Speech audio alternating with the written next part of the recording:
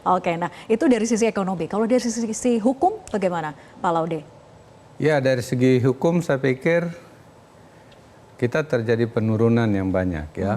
Padahal Undang-Undang Dasar kita itu hak atas lingkungan yang sehat dan bersih itu dijamin oleh Undang-Undang Dasar. Dan itu tidak banyak loh di dunia yang memiliki klausula itu.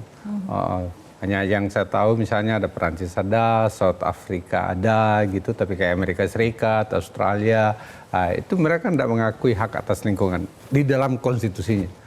Sayangnya yang bagus dalam konstitusi itu tidak diterjemahkan ke dalam peraturan perundang-undangan akhir-akhir ini. Misalnya itu undang-undang lingkungan hidup kita itu mengadopsi dengan baik. Tiba-tiba ada undang-undang CK. Undang-undang CK banyak memporak-porandakan misalnya. Jadi payung hukum sebelumnya sudah tepat? Sudah bagus. Ini bukan karena saya ikut-ikutan bikin hukumnya ya. Tetapi sekarang jadi dirusak seperti itu. Misalnya setiap proyek yang besar dan mempunyai dampak lingkungan itu harus memiliki analisis mengenai dampak lingkungan atau AMDAL. Ya. Kalau proyek strategis nasional itu dikecualikan. Jadi dinihilkan ya? Dikecualikan untuk itu. Okay. Bahkan di dalam Undang-Undang CK misalnya keterlanjuran itu menjadi misalnya kita itu kan ada taman nasional beberapa.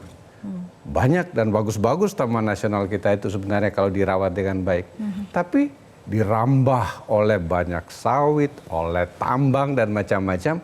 Terus tiba-tiba dengan adanya Undang-Undang CK itu menjadi dimaklumi seperti itu. Jadi, alasannya kan untuk percepatan, Pak Laude. Percepatan apaan? Percepatan perusakan.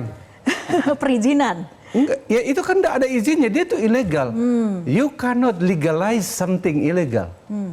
Bagaimana kita kalau misalnya itu perambahan hutan itu adalah tanpa AMDAL, ya harusnya tidak memenuhi syarat gitu ya. Dan yang ketiga, seharusnya proyek strategis nasional itu kan harusnya bisa memberi contoh kepada proyek-proyek lain. Oke, proyek strategis nasional berarti dia mengikuti semua aturan perundang-undangan. Dia ukuran-ukuran ekonominya betul-betul bagus. Oh, tanggung jawab lingkungannya baik sehingga masyarakat bisa melihat, wah gini loh proyek strategis nasional. Lihat Morowali.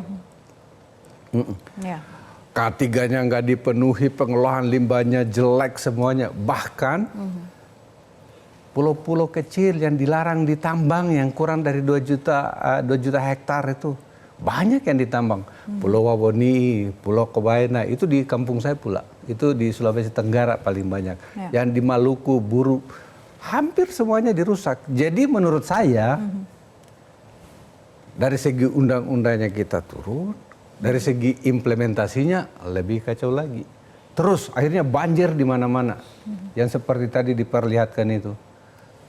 Ya, yang dipersalahkan, wah curah hujan terlalu tinggi. Nggak pernah menyalahkan, oh gara-gara tanda tangan, ada izin.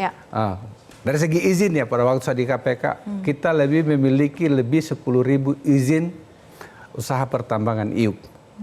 Tahu nggak yang memenuhi syarat yang kami sebut clean and clear, kurang dari 2.000. Selebihnya, sekitar 8.000-an lebih itu, ya ilegal.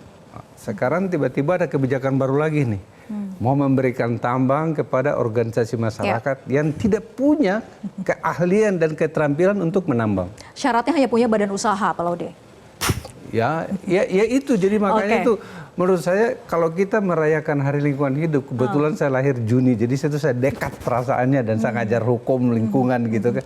Tapi ya apa yang kita saksikan itu ya merayakan kesedihan atas penggerogotan lingkungan. Banyak sekali pekerjaan rumahnya begitu ya? Ya. Oke. Jelajahi cara baru mendapatkan informasi. Download Metro TV Extend sekarang.